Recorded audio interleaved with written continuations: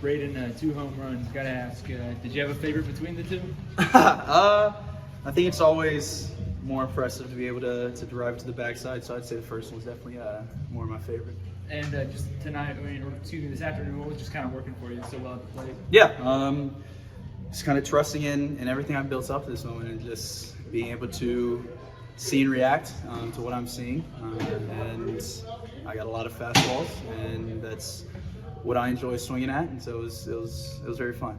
Caden also homered. What'd you think about his performance at the plate? It's awesome. I mean, I've always been super impressed with his talents and with how he approaches it, how he keeps it simple. And so I was glad to see him get his start today and do well with it. Got to ask too, you and Caden maybe kind of trash talk a little bit with Hayden. I know, first 4 runs are all homers, and then he drives in the 5th, but it's a sack fly. Right. Talk to him about that at all? Not really. We really just bag on him for being slow. So that's about it. Braden, I guess the big thing, kind of looking back to last year to this year, what's been the biggest difference for you approach-wise? I don't know if there's been I guess, yeah, there has been an approach difference just in kind of how I've been able to slow the game down and trust what I've built up to the point and be able to go up there with an empty mind and, like I said, just be able to see and react to what I'm seeing. What kind of challenges is facing St. Joe being a switch pitcher and everything?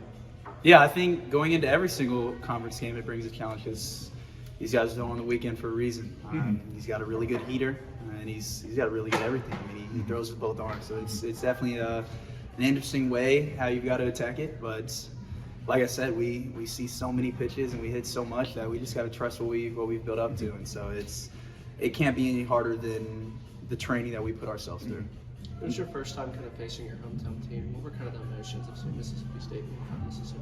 Yeah, it was definitely cool being able to see guys that I grew up with and played travel ball with. I mean, there's 3 or 4 guys that I played since we were 10. And so I'd say it's cool that way, but then as soon as I step between the lines, it's nameless, faceless. Everybody's the same. So it was fun just to be able to win a series. How fun was it just watch Lampkin do what he did today? It was awesome. I mean, I love that guy, and I get to see him go about his work day in and day out. And he's been dicing since we got here in the fall, so it was no surprise to me, but it was just awesome to see him put himself on full display like that.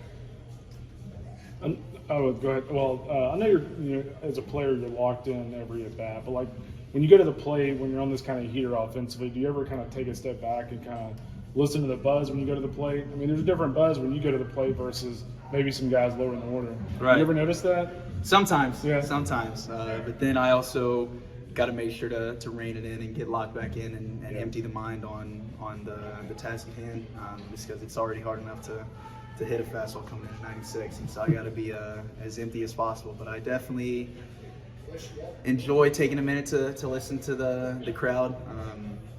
It was super cool listening when Lampkin came out of the game. I was just awestruck. It was awesome. You and Jace is a 2-3 punch. When he gets a double or gets on base somehow, do you feel like you take any momentum from that when he can put the bat on the ball? Kind of, but then again, not really. I get excited to see him do his thing, but then after that, it's on to the next. I mean, no pitch is going to be the same as the last, and so there's not really momentum in the sense that it's a new pitch, but having him on base and having that comfortability is also a good thing. So it's kind of a little bit of both. Obviously, with the switch pitcher, how do you kind of channel it in, not knowing which way he's going to be thrown for you? Yeah, it was definitely weird in preparation thinking about that. I definitely checked with Coach Mike a lot about, hey, how sure are we that he's going to go righty? And he had to assure me a few times, but even going into it, like, you still have no clue what decision he's going to make. But we were pretty sure going into it that he would go righty. Obviously, I don't know too much about him, but it seemed like he was more comfortable with his stuff on the right side. But yeah, just kind of approach it like I've just got to see something over the plate, whether he's throwing righty or lefty. Is that your first switch pitcher you've ever faced? That is. Were you and Heinz high school teammates? Yeah. And Highfill, I think? Yeah. On the roster? Okay. Yeah, me and Hunter Hines started playing together in travel ball when we were probably 10. Mm-hmm. His dad actually throws with both hands, and so he would throw his BP lefty and righty. He always hit me when he was throwing lefty, but it was super cool just being able to see Hunter again. Oh yeah. Just talk about the weekend he had. I mean, that was pretty good weekend. Yeah, for sure. I mean, that's a hunter I'm used to. I always see him rake. Even in the Cape Cod League this past summer, that's all he does. Guy's a hitter. So obviously it was not ideal to see him hitting home runs, but then a little piece of me get to see my buddy doing his thing, so it was cool. Thanks, man. Thank you guys.